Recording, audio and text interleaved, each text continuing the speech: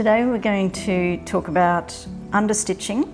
So the benefits of understitching is to make the underneath fabric roll underneath and not come back out.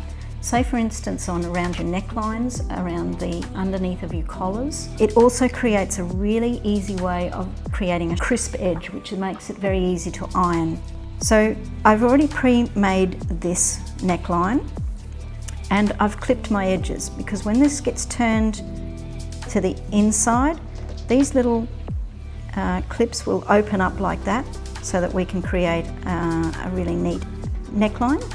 I've also stitched in a very dark thread to make sure that you can see what I'm doing. So I like to keep my seam allowance flat with my outside edge of my fabric. I then fold the inside edge of my fabric, so my lining or the inside of the garment will be folded over the top of the seam allowance. We're then going to stitch on the lining side, catching the seam allowance to the lining. So we start with the lining being flat. The other outer garment can be bunched up on this side, so we need to make that flat as we can. We also need to make it as tight as we can. So we're going to start here.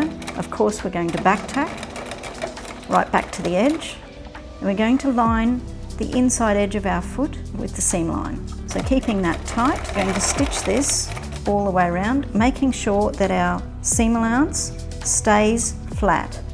It will want to tip back underneath, so just keep checking it as you go and make sure that it sits on the underside of the lining. So you can see how easy this will be to fold, because we now have a very crisp edge to fold against. So it makes it very neat for ironing. Whereas if you're trying to iron it without the understitching, you get into all sorts of trouble because you just can't get it really neat. Whereas this is an exact reflection of the seam line.